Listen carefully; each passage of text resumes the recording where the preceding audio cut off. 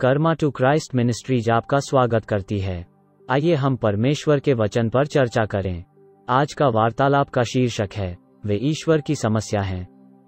आज के बाइबल छंद हैं यूहन्ना 21वां अध्याय, छंद 21 से 23।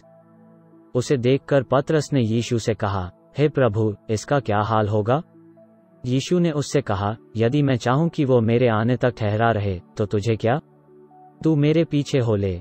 इसलिए भाइयों में यह बात फैल गई कि वह चेला न मरेगा। तो भी यीशु ने उससे यह नहीं कहा कि यह न मरेगा, परंतु यह कि यदि मैं चाहूं कि यह मेरे आने तक ठहरा रहे तो तुझे इससे क्या? तथा रोमियो 8वां अध्याय पद 17। और यदि संतान है तो वारिस भी, वरन परमेश्वर के वारिस और मसीह के संगी वारिस हैं, जबकि हम उसके साथ दुख उठाएं कि उसके साथ महिमा भी पाएं। यहाँ पतरस यीशु से यूहन्ना के बारे में पूछता है और मूल रूप से यीशु उसे उत्तर देता है कि वो अपने काम पर ध्यान दें और केवल उसका अनुसरण करने पर ध्यान केंद्रित करें। केवल उसका अनुसरण करने और उस पर भरोसा करने के बजाय कभी कभी हम यह जानना चाहते हैं कि परमेश्वर क्या कर रहा है और वह ऐसा क्यों कर रहा है। हम इस बात पर इतना अधिक ध्यान केंद्रित करते हैं कि परमेश्वर दूसरों के साथ कैसे व्यवहार करता है कि हम उस पर ध्यान केंद्रित नहीं करते जो वह हमें सिखा रहा है। वे आपकी नहीं बल्कि परमेश्वर की समस्या है निपटने के लिए। वह क्या करता है या क्या नहीं करता है, इसके लिए परमेश्वर का हमें कोई स्पष्टीकरण नहीं देना है। क्यों कुछ लोगों को उनके गलत चुनाव या पापों का परिणाम भुगतना पड़ता है, जबकि अन्य बिना किसी स्थायी प्रभाव के मुक्त हो जाते हैं? मुझे लगता है कि हम परमेश्वर के सभी निर्णयों को सही मायने में कभी नहीं समझ पाएंगे। लेकिन एक बात हम सुनिश्चित कर सकते हैं कि वो जो कुछ भी तय करता है वह न्यायसंगत है, और जब हम सभी चीजें हमारे सामने प्रकट हो जाएंगी तो हम अंततः उससे सहमत होंगे।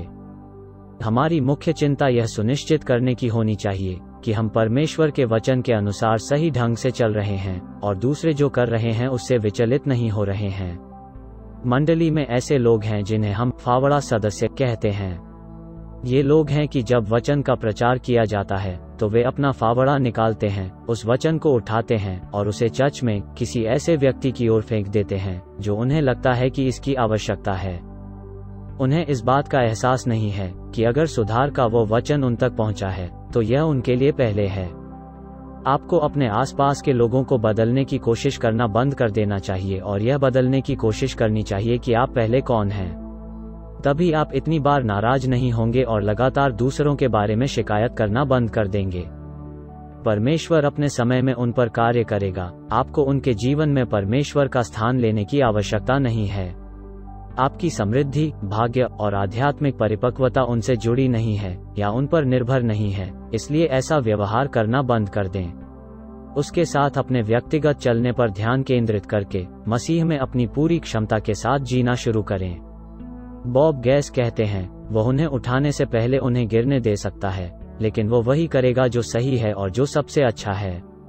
तो बस उसका अनुसरण करें और अपने पिछला आंगन को काटना सीखें।